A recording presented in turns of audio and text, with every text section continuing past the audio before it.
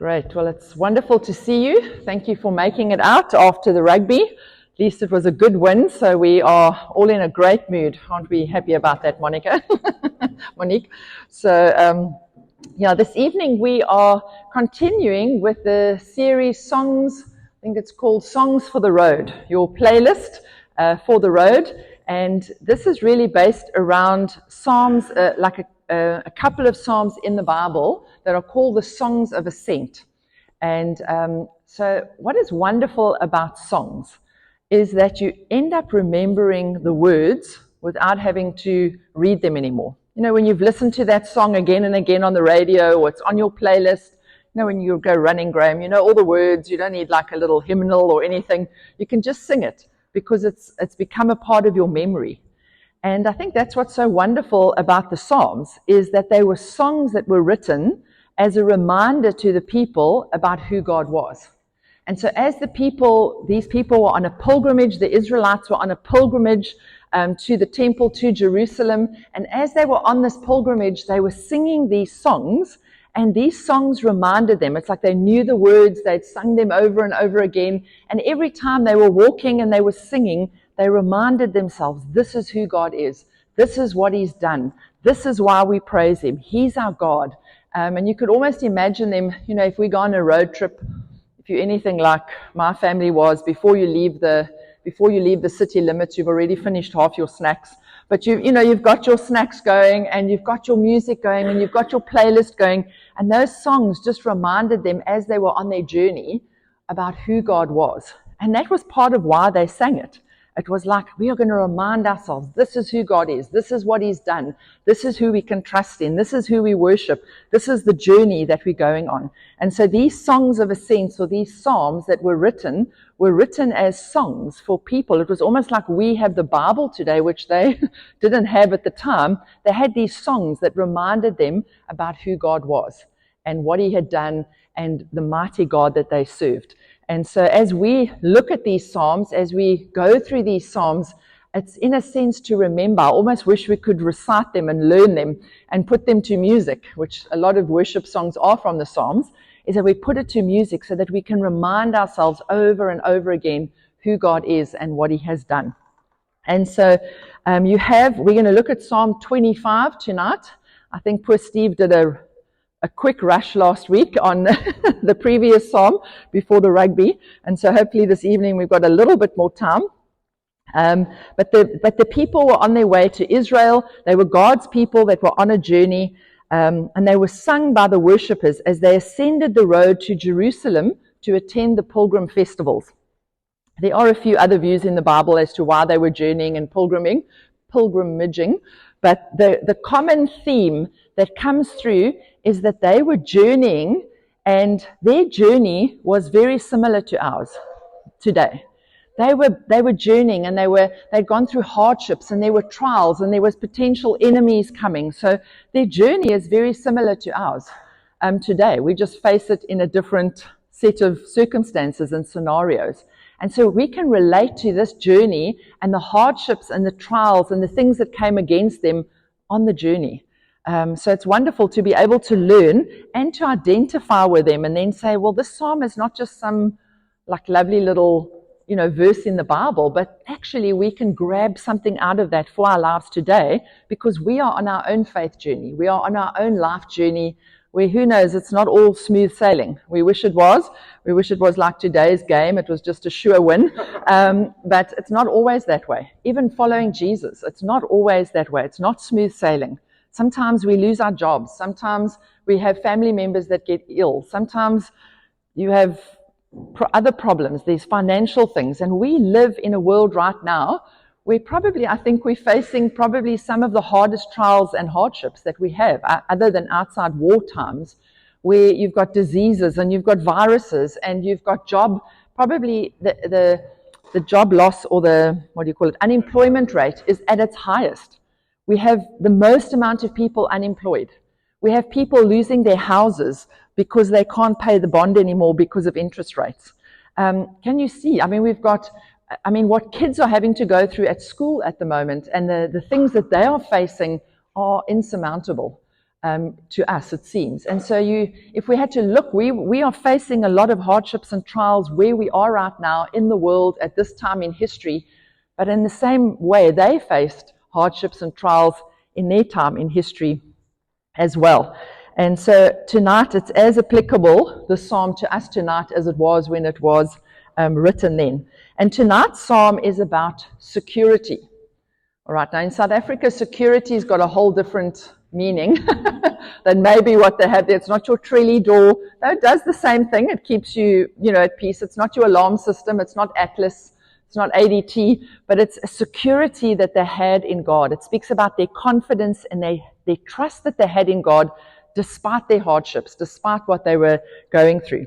And so I want to ask a question tonight, and you can put the little one up with all the bubbles, the speech bubbles. I want you to have a look at all these little circles or bubbles or whatever you want to call them. And so we've got careers, your title, maybe you've got some fancy title, maybe you've got very good looks, just look around. If it's your wife, you'll just say, Carl, just look at Graham and say, that's not you. All right, so your qualification, maybe your retirement annuity, your spouse, your education, relationships. Have a look, your bank account. And I want you to say which one of those brings you the most security in your life. Where you feel like, well, okay, we can maybe just cross out the bank account for most of us. But, where is it that you would say, okay, that's mostly where I pin my security. That's where, it's my good looks, Wayne? You've just always been able to sail and feel secure because you'll always have your looks. And so all of us in some or other way would find that we put our security in one of those things. Could we maybe dim these lights? I feel like I'm blinded, literally blinded by the light. And so we put our security because we're human. We live in a world and we often work according to the world system. So we say, well, hey, if I've just got a big enough RA, if I can just make it till I'm 65, we're going to be okay. And then I can carry on until I meet Jesus. Maybe my career will make me enough money so that I can, work hard and then retire in style. Maybe your spouse is your security. Well, hey, he's going to work and make sure everything's okay, and I can just be secure in the fact that my spouse brings me security, the fact that he's with me, we're in this together. Maybe your house, relationships. Have a look at that and tell me, or tell yourself, what it is that brings you most security out of any one of those circles. How do you know that that's where you put your security? Because now I want you to imagine a big red marker, and the little circle that you've chosen gets a nice big red mark through it. All of a sudden you lose that. It gets taken away. The stock market crashes. Your spouse leaves you. Your relationships fall apart. If you take that out of your life, how secure would you feel? Would you be able to go, oh, great, no problem, it's a breeze? Maybe some of you that have faced some hardships in some of those areas understand when those things are shaken, you're going, wow, my life's more shaken than I thought it would. So look at those and say, which one of those bring me security, and which one, if it was taken away from me today, maybe even your health, if your eyesight, or you lost your limbs, or you lost your hearing or something, you lost your legs, how would you actually cope with that? You all got one, all realizing, hey, my security's in a couple of things up on those boards. Maybe you're looking at some of those speech bubbles going, actually, I'd like one of those. I'd like to be able to put my security in that.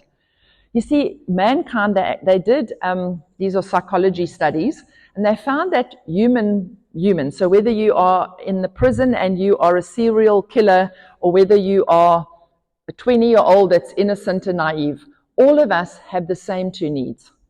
The first one is for significance, that your life matters, that you're doing something that matters to somebody on the planet. And the other one is security. Generally, if people have a fair sense of significance and security, they feel like, okay, I'm fine. I can do life. And so what happens when our security gets taken away? What we put our security in? We lose our home, we lose our health, we lose a spouse, we lose a relationship, we lose a RA, we lose your bank account gets wiped out. You lose your job. Where do we stand then? You see, because we still have a need for security, but man, the things of this world are being shaken. The things that we always thought, like, man, I could always hold on to that, I could always count on that. We actually can't really count on that anymore. And so if we look at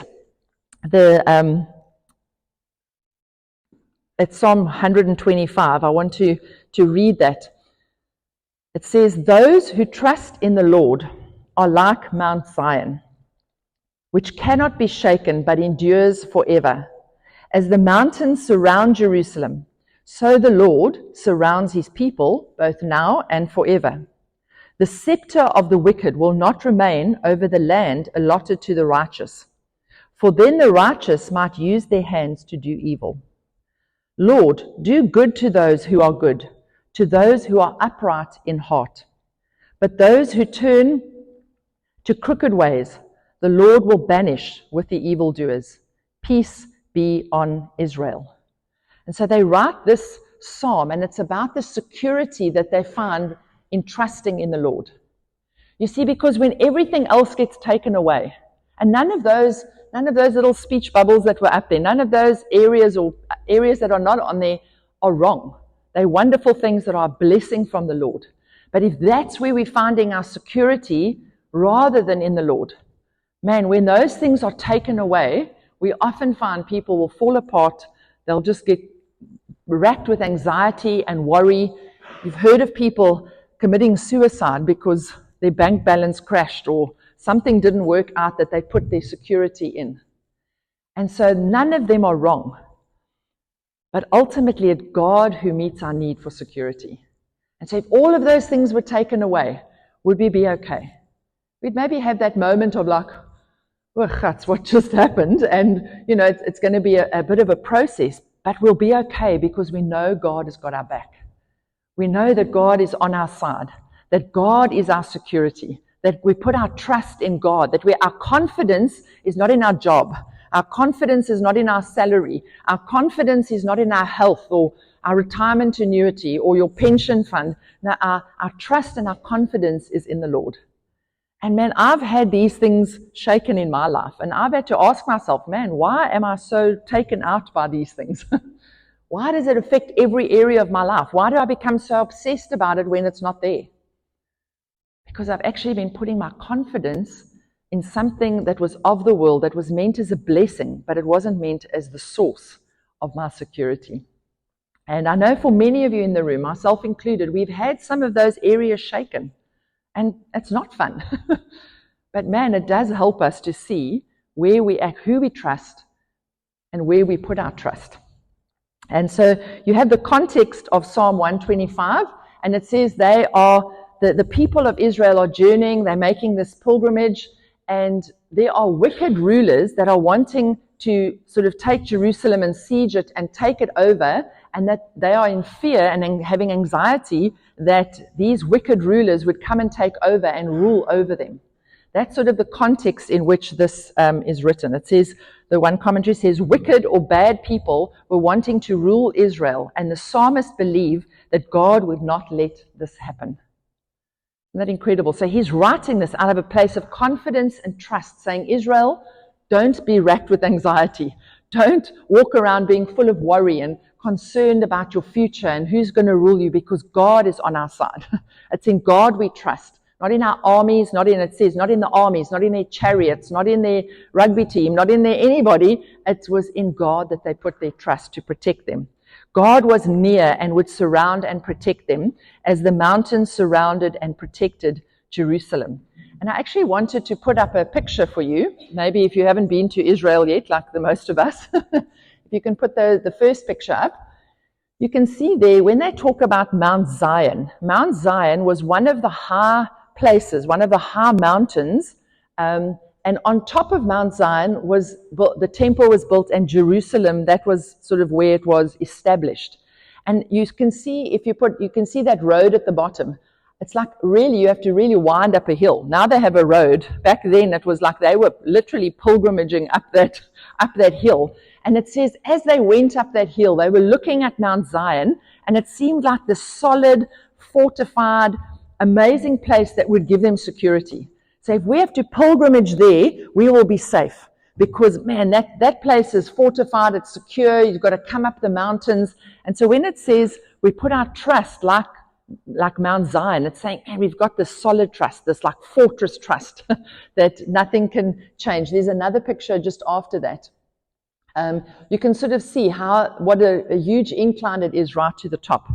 And so when they talk about Mount Zion, to the Israelites, Mount Zion was this fortified place of strength and safety and security for them. And so when you read, I'm going to look, and it says, those who trust in him will know his stability. Those who trust in him will know his stability. In verse 1, it says, those who trust in the Lord are like Mount Zion. Isn't that incredible? Which cannot be shaken, but endures forever. So it's like saying, if we put our trust and our confidence, not in our stuff, not in our salaries, not in our things, which are all great, but if we put our trust in God, we are like Mount Zion. That's what they were saying. To them, Mount Zion was this fortress of a place. It was like, man, if we're there, we are safe. And so it's saying, if you trust in God, you will be safe. And it says you will be safe and you will not be shaken. It will endure forever. So there's a stability that comes in us trusting God. A stability to our life, that we're not knocked around by every time the rand dollar goes up and the interest rate fluctuates and all sorts of things happen. No, we are stable because of who he is and that he is our fortress. That in a sense, he is our Mount Zion, and therefore we can have a trust that is solid and stable. And I wanted to illustrate this. So I'm going to ask Rigby. If Rigby, you don't have any major physical injuries or back issues, do you? Great. You are the right man for the job. Just checking our liability before we... All right, so we're going to get Rigby out, and I want to explain stability in a moment, what it meant, and when the psalmist wrote about stability. So here we have Rigby. He's pretty solid, huh? He's pretty you could play for the Springboks, Rigby. I mean, Rigby's solid. I'm not a small girl, and I couldn't push Rigby over if I wanted to. So yeah, Rigby is going to be God, the God in whom we trust. Now I'm wanting Stephen. You're going to come as the pilgrim, the Psalm 125 pilgrim. You are singing your songs. Your playlist is on. You can come from that side, and then you can stay there. Now I'd love Michael to come. Come on, Mark. I know you're game for anything. So Mark's coming, and he's one of those wicked evildoers, one of those people that are trying to take over Jerusalem. Pretty much you're the guy that the pilgrims were nervous about. So you can go and stand on that side of Steve over there. So Steve, oh no, actually you need to come and stand on this side. Sorry, Mark, come this side. All right. So Steve's pilgrimaging. There we go. I don't know what that word is. That's great. Face us, Mark. Come a bit closer. There we go. So now Steve's gonna come, and he's on his way to Jerusalem. He's a bit nervous. And he wants to come, and there's these evildoers. Now, I'm wanting you to start pushing against Steve. Yeah. There we go. This is like a bit of an arm wrestle. Come on, Mark, put your back into it. There we go. Give a little bit, Steve. Give a bit. There we go. All right. So Steve on his own is not all that stable. All right. He's not all that solid. Things are going to come. You're going to have an emotional breakdown. So the things of life come against us. So give a push. It's like finances come against us. There we go. Yeah, there we go. Oh my goodness. All right. Sometimes illness and disease comes against you. Come on, push. Come on, Steve, you're going to get tired here. Don't give too much effort here. There we go. All right. And you can see Steve is moved by those things. Things hit us. That's the reality of life. They come. It's not like, hey, become a Christian and you'll never have any problems. If anyone gives you that gospel, bring them to me. You have back issues and heart issues and all sorts of issues that come up that knock you. They give you a bit of a side swipe. And so on our own, we're not immovable and unshakable because of ourselves. We are unshakable and unmovable and stable in our faith and and stable in our trust of God because He is unmovable. And so, Steve, I want you to go and stand with Rigby, and I want you to lock in with Rigby. Yeah, there we go. All right. Now I want these bad finances and the back issues and the heart issues and the financial issues and the market issues. I want you to try and push against Steve now. Give it a bash. There we go. All right. I think he gave up before he started. All right, so we are not standing saying, man, I'm unshakable. I'm like, my security is in Jesus. I trust in the Lord. Yes, you do, but it's not you that's unshakable. It's not you that makes you immovable and that your trust is fantastic. It's actually because of who we are in, and it's who's in us. So as things come and they knock up against us, the things of life that come, we are like Mount Zion. That's immovable, unshakable. Why? Because it's who we trust in. It's who we trust in. And as we cling to Him and as we are entwined by Him, as we are tethered to the Father and our trust is in Him, those things can come and we are then immovable because He is immovable. Things are unshakable because He is unshakable. Does that make sense? And so as we put our trust in God, it's not just saying, hey, like, I believe in Jesus. Do you know what? Satan also believes in Jesus. It's not going to get you anywhere. Actually, putting my trust in the Lord means I'm handing over control. I'm handing over all the places I put security, all the things I hold on to make me feel safe and secure about my future. And I say, no, actually, God, I put that trust in you. I put that in your hands, and I'm safe because I'm tethered to you. I trust in you. My relationship with you, which is real, gives me stability. And what are we actually finding stability in? It's the unchangeable, unshakable, immovable character and nature of God. The fact is God is good, that God is for us, that He loves His people, that He will protect His people, He will provide for His people. And as a result, we do not have to be shaken and blown around by whatever happens. We can stand secure, we can stand stable regardless of what happens. Hope that makes sense to you. So those who trust in the Lord will know His stability. His stability. We get our stability from being tethered to Him. All right, number 2 is those who trust in Him will know His security. So in verse 2 and 3 it says, as the mountains surround Jerusalem, so the Lord surrounds His people, both now and forever. More. The scepter of the wicked will not remain over the land allotted to the righteous, for then the righteous might use their hands to do evil. And so you saw that picture of Mount Zion. Mount Zion actually wasn't the highest mountain. It was a high mountain where the temple in Jerusalem, but there were a whole lot of mountains surrounding that temple.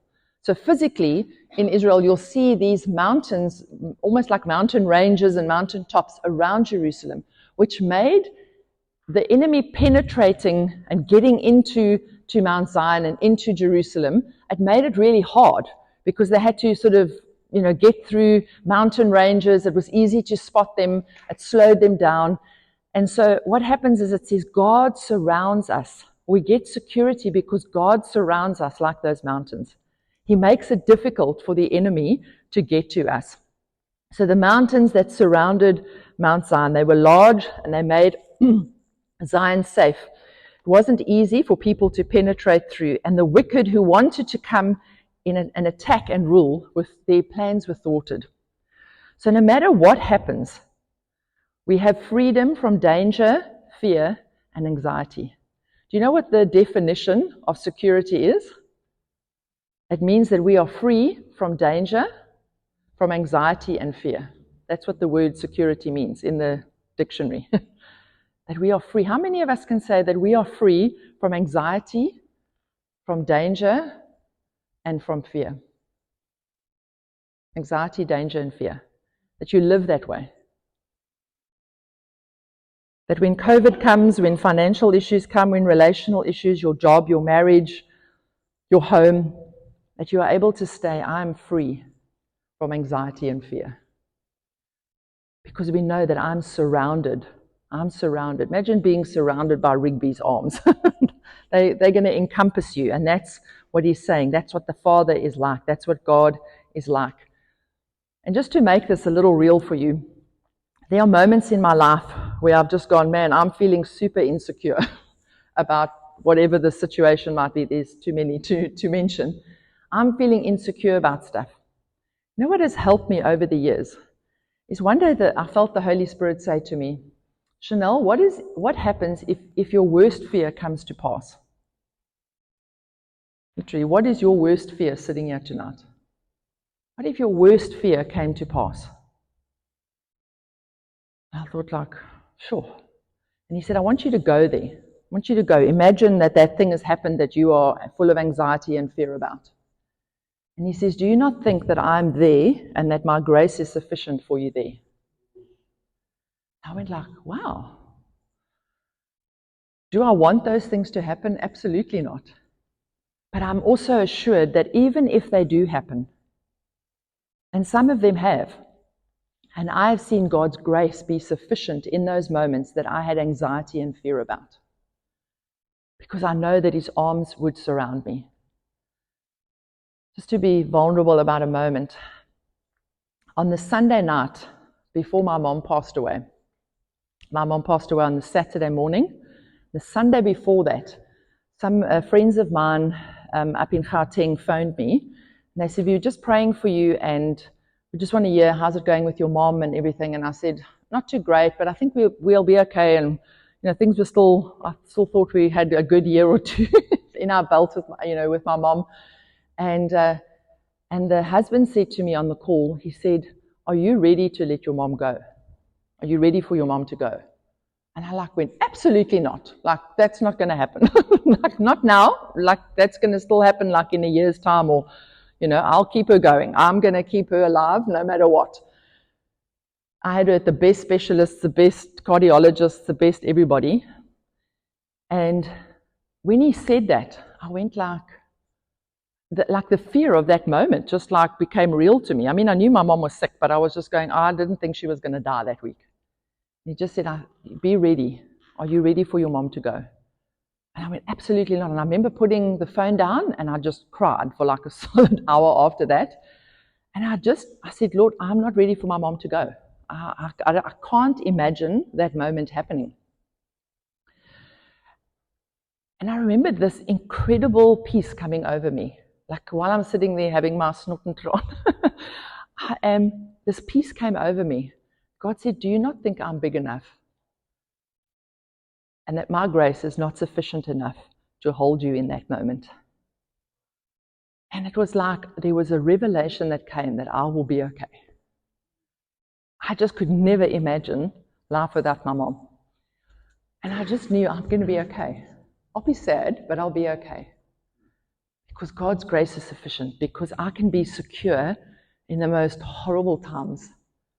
Because I know God, I know his character, I know his nature, and I know he's true to his promise.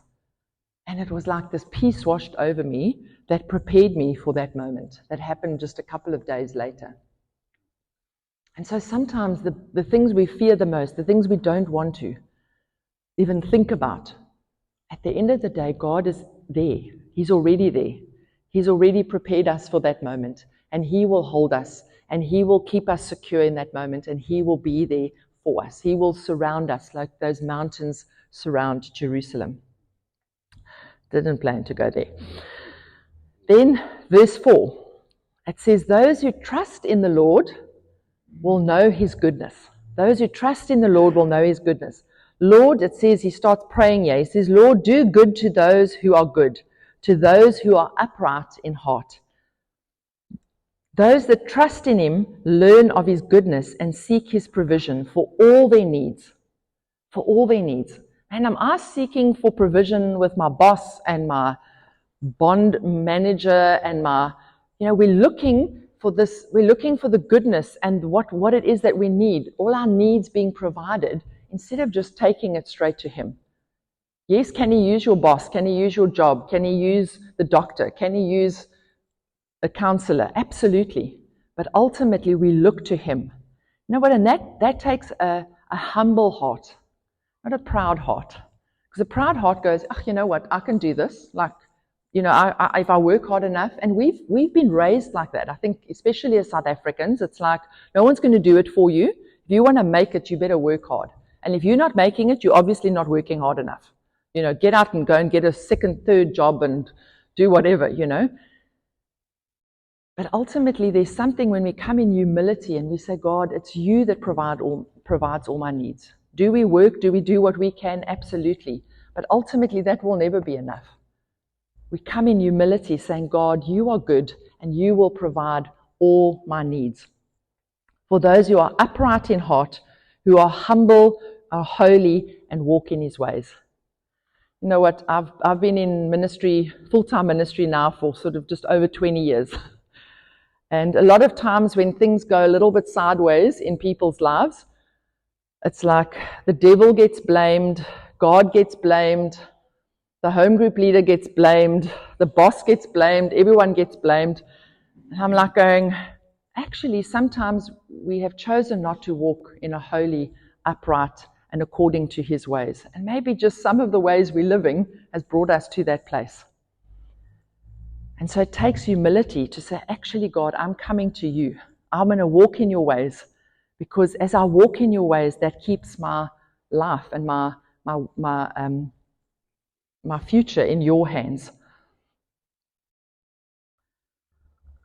In James 4:6, it says, God resists the proud, but he gives grace to the humble.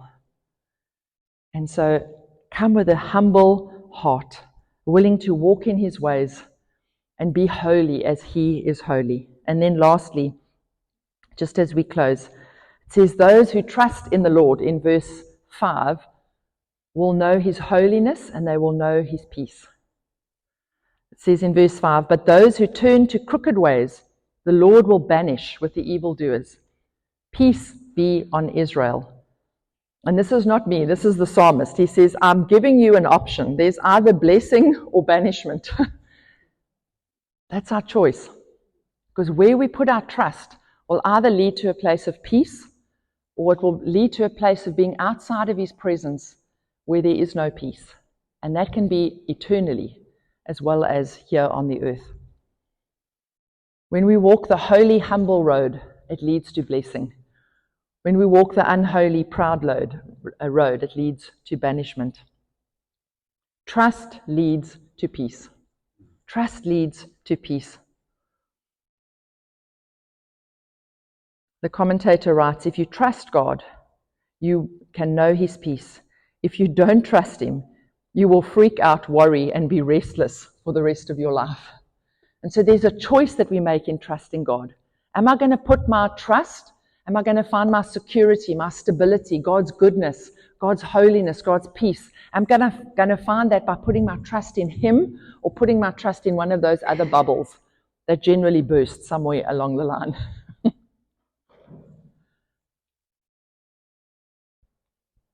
Do I worry about my future? Absolutely. But when I find myself worrying about my future, I'm going, God, I'm doing what I can right now. I'm walking in your ways the best I can. I'm trying to walk holy and humbly before you. And when I get to that place where anxiety wants to come, where fear wants to come, I go, no, it's in God that I put my trust. And you know what? Even if things don't work out, let's take it to the worst case scenario. God, you are there and your grace will be sufficient for me in that time. And man, that's the peace that is available to us. And that's the peace that these pilgrims had available to them. They had no like 4x4s and stuff. They were just, trudging through the desert. There were hardships. Enemy was on sort of trying to attack. They wanted to take over rulership, and they were just saying, God, just get us to Mount Zion. And as they did that, they said, we put our trust in you. We put our trust in you. We put our trust in you. Our stability, our security, your goodness, your peace, your holiness comes from us putting our trust in you. Philippians 4:6-7, as I close, it says, do not be anxious about anything, but in every situation, by prayer and petition, with thanksgiving, present your requests to God. And the peace of God, which transcends all understanding. That peace that transcended my understanding on that Sunday night, when I realized, man, my biggest fear could be coming to pass. There was a peace that passed all understanding, and I knew it was going to be okay, even if it wasn't the outcome that I wanted to, because God would surround me and encompass me. And the peace of God, which transcends all understanding, will guard your hearts and your minds in Christ Jesus. And so I've asked the guys just to play a song for us to end with.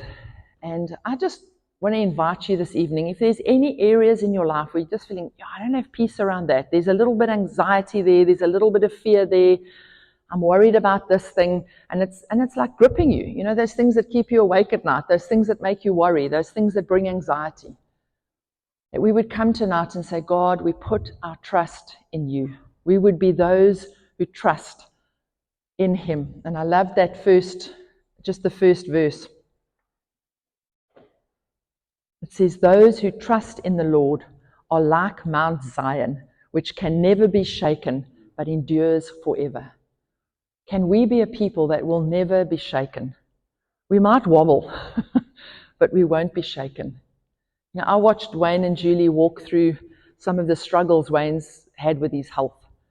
And I thought, these are people of faith. These are people that trust God, that aren't putting their trust in doctors. Yes, they're God's instruments as well. But they walk putting their trust in the Lord. I've watched Steve and Jackie walk through a hard season, but you've stood faithful and said, God, we will serve you. We will do what you've called us to do, and our trust is in you. Our trust is not in a job, it's not in our boss, it's not in anybody, but it's in you. And that brings joy and delight to the Father. That brings him glory.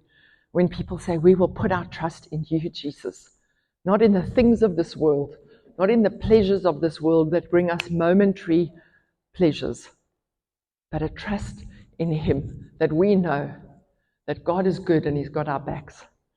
And even if the worst thing that you could imagine came to pass, he will hold you.